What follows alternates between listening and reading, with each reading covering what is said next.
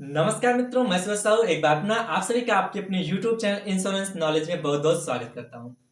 दोस्तों, आज की हमारी इस वीडियो का मुख्य उद्देश्य यह जानना है कि LIC में किस प्रकार से डेथ क्लेम किया जाता है, क्या प्रोसेस होती है। तो चलिए वीडियो को शुरू करते हैं और स्टेप बाय स्टेप जानते हैं कि आखिरकार LIC में डेथ क्लेम किस प्रकार से किया जाता है। डेथ क्लेम करने के लिए जो सबसे पहला चरण होता है वो ये होता है कि जो भी मृतक व्यक्ति है उसका सबसे पहले आपको जो है डेथ सर्टिफिकेट जो है बनवाना होता है। दूसरा होता है इंटीमेशन लेटर। ये पत्र ऐसा होता है जिसमें आपको जो है जो भी पॉलिसी होल्डर था जिसकी मृत्यु हो चुकी है, जिसका डेथ क्लेम आपको करना है, उसकी मृत्यु कब हुई, किस कारण उसकी मृत्यु हुई, किस दिनांक में उसकी मृत्यु हुई, उसका पॉलिसी नंबर क्या है, इन सारी चीजों को मेंशन करके जो है आपको अपनी जो है नजदीकी शाखा में जहां पर आपको जो डेथ क्लेम करना है, जहां से आपकी पॉलिसी इश्यू हुई थी, वहां पर जो है उसे सबमिट करना होगा। इसमें यह सूचना होगी कि जो है इस पॉलिसी होल्डर की जो है मृत्यु हो चुकी है, जिससे कि जो है ब्रांच को ये मालूम होगा कि जो है इस पॉलिसी होल्डर की मृत्यु हो चुकी है और इस जो है पॉलिसी होल्डर का जो है अब डेथ क्लेम होगा। ये जो लेटर होगा ये आप जो है बाय हैंड भी लिख सकते हैं या फिर जो है किसी भी साइबर कैफे पर जाकर जो है इसे टाइप भी करवा सकते हैं। ये आपकी जो है सुविधा अनुसार आप जैसा जो है आपको उचित लगे वैसा आप करवा सकते हैं। अब बात करते हैं तीसरी चीज की। तो तीसरी चीज ये होगी आपकी दोस्तों ओरिजिनल पॉलिसी बॉन्ड की कॉपी। आपको जो है ओरिजिनल पॉलिसी बॉन्ड की कॉपी जो है जमा करनी होगी।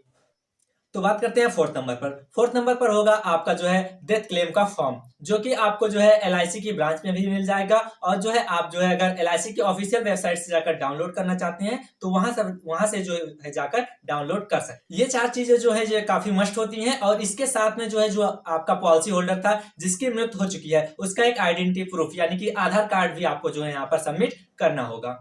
तो ये जो पांच चीजें हमने आपको बताई, ये पांचों की पांचों चीजें जो है आपके जो पॉलिसी होल्डर थे उनकी रहने वाली है। अब इसके साथ में जो है जो पैसा मिल रहा है वो तो अब उस व्यक्ति को मिलेगा नहीं क्योंकि उसकी डेथ हो चुकी है। अब पैसा मिल रहा है नॉमिनी को, तो इसके साथ में हम ये जानेंगे कि नॉमिनी के कौन कौन से डॉक्यूमेंट इसके साथ में आपको अटैच करने होंगे। तो नॉमिनी के डॉक्यूमेंट में सबसे पहला नॉमिनी का आइडेंटिटी प्रूफ होगा जिसमें आप जो है आधार कार्ड सबमिट करेंगे। उसके साथ में जो नॉमिनी का पैन कार्ड होगा वो सबमिट किया जाएगा। अब तीसरी चीज की बात करते हैं। तो तीसरी चीज होगी जो है नॉमिनी का बैंक का पासबुक या फिर कैंसिल चेक। कैंसिल चेक में जो है नॉमिनी का जो है उसका का पूरा नाम और अकाउंट नंबर मेंशन होना चाहिए। यदि नहीं है तो जो है आप जो है पासबुक भी सबमिट कर सकते हैं। और इसके साथ में नेफ्ट का फॉर्म जो है सबमिट करना होगा।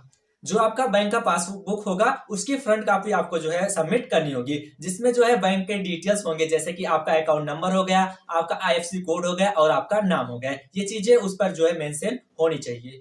तो ये तो हमने बात कर ली दोस्तों डॉक्यूमेंट के बारे में, कौन कौन से डॉक्यूमेंट की रिक्वायरमेंट होगी। अब जो डेथ क्लेम होता है वो दो तरीके का होता है। पहला होता है अर्ली डेथ क्लेम और दूसरा होता है नॉन अर्ली डेथ क्लेम। अब जो अर्ली डेथ क्लेम होता है इसमें जो है क्या होता है दोस्तों, जो पॉलिसी होल्डर था उसकी मृत्यु जो है यदि पॉलिसी लेने के 3 वर्ष के अंदर ही हो जाती है तो ये होता है अर्ली डेथ क्लेम। दूसरा होता है नॉन अर्ली डेथ क्लेम। ये होता है यदि पॉलिसी होल्डर की मृत्यु जो है पॉलिसी लेने के 3 वर्ष बाद होती है, यानी कि 3 वर्ष बीत चुके हैं उसके बाद जब उसकी मृत्यु होती है तो उसे कहते हैं non early death claim. Early death claim जो होता है दोस्तों इसमें जो है थोड़ा बहुत समय जो है आपका ज्यादा लगता है। इसमें जो है क्रॉस चेकिंग भी होती है कि कहीं जो है पॉलिसी होल्डर ने किसी पार्टिकुलर जो है रीजन की वजह से तो पॉलिसी नहीं ली थी, कि उसने जो है किसी प्रकार की सुसाइड कर ली हो जानबूझकर या फिर कोई उसे बीमारी रही हो, इन सारी चीजों की जो है जांच होती है। या फिर पॉलिसी होल्डर ने कोई भी इंफॉर्मेशन छिपा रखी थी, उसे जो है काफी पहले से कोई बीमारी थी या फिर वो कोई नशा करता था, दारू मद्यपान कुछ भी करता था, तो इन चीजों की जो है यहाँ पर जांच होगी। तो इस केस में जो वर्किंग डेज होता है वो 30 दिन का होता है। अब यहीं पर बात करते हैं नॉन अर्ली डेथ क्लेम के बारे में। तो जो नॉन अर्ली डेथ क्लेम होता है इसमें जो वर्किंग डे होता है वो 10 दिन से लेकर 15 दिन तक होता है। और इस केस में जो आपका नॉमिनी होता है उसके अकाउंट में जो है 10 से 15 दिन के अंदर ही पैसे जो है ट्रांसफर कर भी दिए जाते हैं, यदि आपके डॉक्यूमेंट्स जो है पूरी तरह से कंप्लीट हैं और किसी भी प्रकार का एरर नहीं पाया जाता है।